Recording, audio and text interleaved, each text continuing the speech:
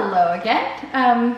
I wanted to give you now a brief overview and a kind of more in-depth look at to what you'll actually be doing while you're in the US.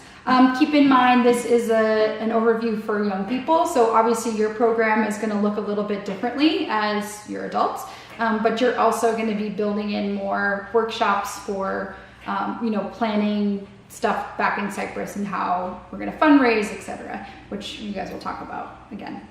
So as you know, our groups travel in groups of 10. So it's 5 from one school or youth club and 5 from another. They each come over with an adult leader that's legally responsible to them for the whole 2 weeks. When they land in the US, we pair them with what we call a site manager. So this is somebody who is a trained youth worker that lives in the house with the group for the whole 2 weeks. So they're in charge of getting them to places on time, making sure they get there safely in the van, but are also trained youth workers to be there to support the team and its development. You guys will not be having one particular site manager. Again, you're adults, so we didn't think that was necessary. And we also thought it might add an odd dynamic to the group. So you'll be having a couple different people that will help you, drive the van and get you there on time. And also because we're doing the schedule, we thought it'd be easier that it be us. So it might be Christina Belmeet, it might be me for a couple days, might be some of our trained site managers, but you guys won't have one person that's with you the entire time.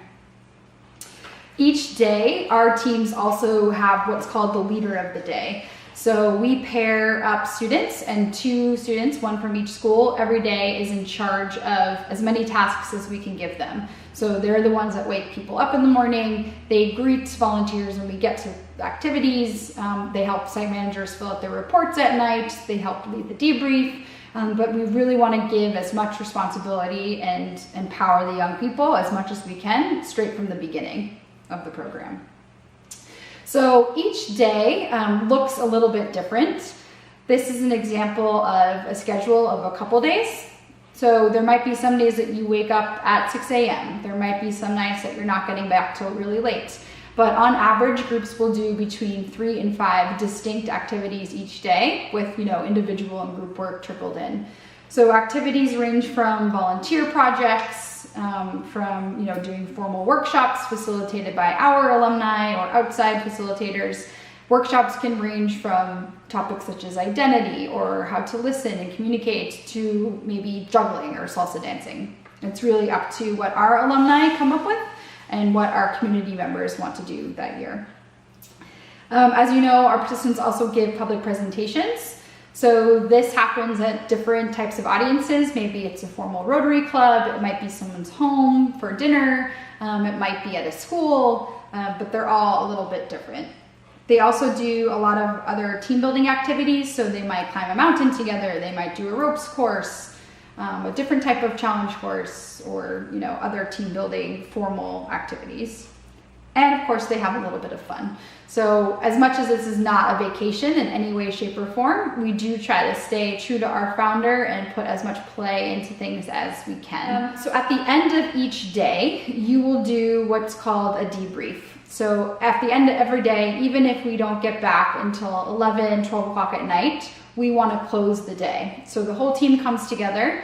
There's time for silent reflection.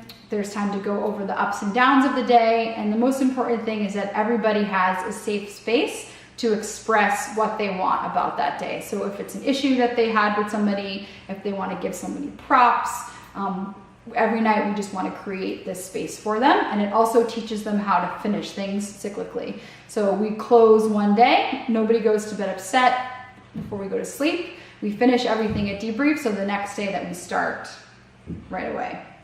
At debrief is also where they will find out the schedule for the next day. So we don't tell young people what they're doing until the night before. We do this because, as I'm sure you know, in doing similar programs or even this weekend, that things can change quickly. And the beauty of our program is that it's able to adapt to the needs of the group or also other opportunities that come up. So we recognize that can be stressful for some people, and we want to take that stress out and just let them focus on what they're doing. The same thing goes with maybe if they're nervous about public speaking or they know they're afraid of heights. We want them to focus on what they're doing in the moment and not only think about that thing that they know that's happening in the future.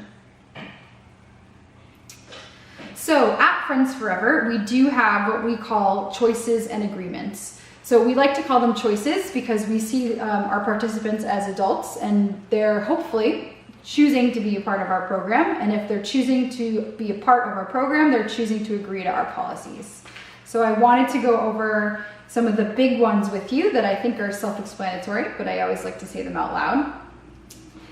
So they have our big rules, and these are rules that would get a student sent home immediately. Are no violence or harassment of any kind, or threat of violence or harassment. This goes for physical violence as well as emotional violence. No drugs or alcohol. No tobacco. So this is a big one for our international groups. In the US, the smoking age is 18, and they're very, very strict about it. So even if participants maybe are allowed to smoke back in their home countries, if somebody buys it for them, here they are not. And it wouldn't be them that are getting in trouble, it would be their leaders that are getting in trouble. So if they do smoke at the time of the seminar, we tell them that they have a couple months to figure it out, get your patches, get your gum, whatever you need to do, but there is no smoking at Friends Forever. And finally, destruction of property. So a lot of the spaces that we're going to, in fact, the majority of them are not owned by Friends Forever. So we just want to make sure that we keep them as nice as possible, and so that we're invited to come back next time. Not rules that will get them sent home immediately, but still kind of big rules. We have a policy that's called no exclusive relationships. So that goes for romantic relationships, but it also goes for friend relationships. So we ask that, if they have a best friend in the group, or if they, might have a love interest in the group, that they make an interest and an effort to sit next to somebody else differently every day. So whether that be in the van or at dinner, but the point of this program is that they get to know each other as individuals, and to do that, they'll have to speak to everybody equally. Another big one is called the rule of three. So anywhere we go, people need to be in groups of three. That goes for in the house, if we go to a public place and the leaders set expectations or parameters of where the team can kind of wander off to. And this goes for leaders, so leaders should never be alone with one student should never be alone with one student. But the reason that we have the rule of three is, say we are on a walk and there's, we've set the parameters and people can go have freedom to go here or there. If students wander off, one person falls and breaks their ankles, there's one person to stay with them and one person to come back and get help. Another reason for this is that I'm sure we've been in conversations with folks before and have wished that there was a third perspective there. So the rule of three will always have another person that can kind of help understand what happened if, maybe an argument or something were to break out. We also ask students to challenge themselves by choice. So we say challenge by choice because we recognize that challenge point is different for each person. So we really want to make sure that they're challenging themselves, but without putting themselves in physical or emotional danger. Friends Forever gear. So Friends Forever gear is what essentially is the dress code. We just don't like to say dress code because we're youth working. So every day they will be getting a Friends Forever t-shirt, kind of like the one that I'm wearing in this video. They get 3 of those. They get a polo for formal presentations, and they get a sweatshirt. So every time that we leave the house, somebody will have Friends Forever gear on. We do this, again, for a few reasons.